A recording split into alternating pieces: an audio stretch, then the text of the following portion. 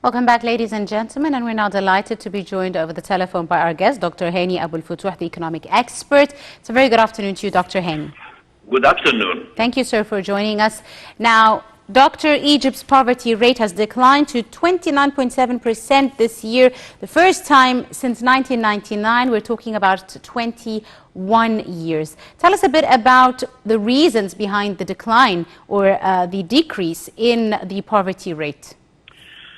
Well, I see this is a good achievement, and the lay person on the street started to feel the outcome of the economic program. Yes. Primarily, the poverty rate, which declined now, is due to reducing or curbing the inflation. Inflation now stands at its lowest in many years. Mm-hmm. It's nearly 4.6%. So this is one of the main reasons. Also, the official papers released recently shows that the average income of the Egyptian families increased from 60,000 to 64,000 per annum. Mm-hmm.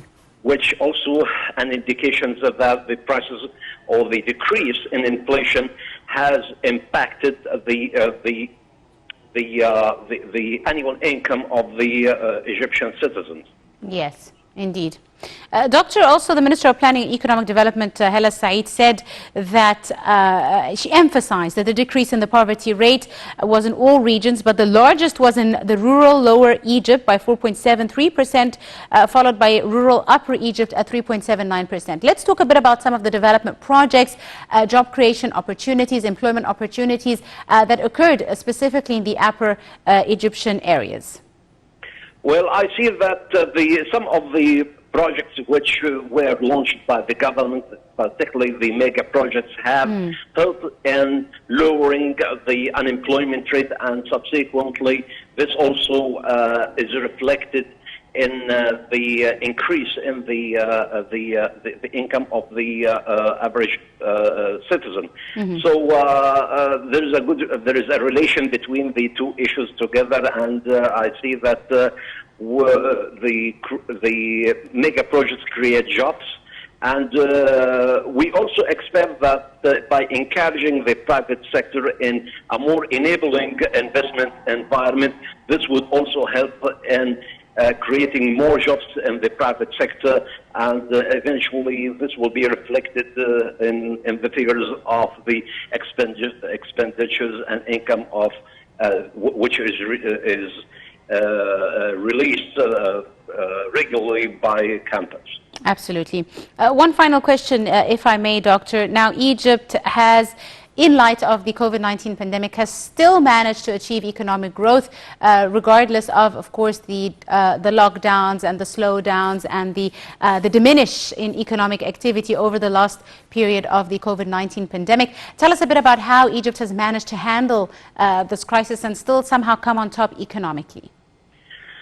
The government has taken several measures to deal with the repercussions of the COVID-19. Yes. For example, the Central Bank of Egypt has adopted an easing monetary policy by reducing the key rates several times, and for the first time, the biggest decrease in or the first cut in the interest rate was immediately at the time of the pandemic by reducing the interest rate by 3%, followed by several cuts. The most recent one was last month by cutting interest rates by 50 basis points or so. Also, the Central Bank of Egypt introduced several incentives lowering the interest rate for some sectors, for the industrial and the tourism sector, in order to encourage them to meet their operational expenses during the difficult times. The government also introduced some forbearance measures in taxations and collections of dues, the government dues. Yes. All these measures altogether in tandem helped in maintaining or sustaining the economy. Instead of, it was planned that Egypt would achieve 5.8% growth, economic growth, but now the expectations or the forecast by end of this year runs around 3.6%. Indeed. Doctor, you mentioned a very important issue, speaking also about the economic reform program that Egypt embarked on a few years back, and the relative improvement of the poverty line confirms that even though the economic reform program was ongoing, it didn't really ignore the state of the low-income groups, and coincided, of course, with the government's efforts to implement the national program for reform of the economy, still keeping in mind a broad package of social protection programs. Do you see the social protection programs as playing a big role in preserving the livelihoods and decreasing the rate of poverty in the country? Yes, to some extent. That's why the government has expanded its allocations for funds for the cash benefits, the Takaful and Karama. Yes. And the government has arranged for exceptional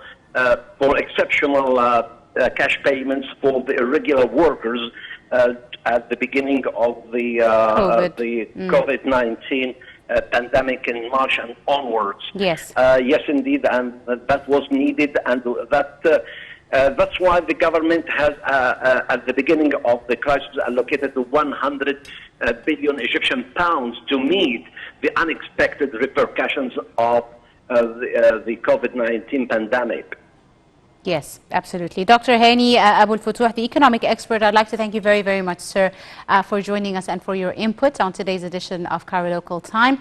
And ladies and gentlemen, a short break, and we'll be right back for more, so do stay tuned.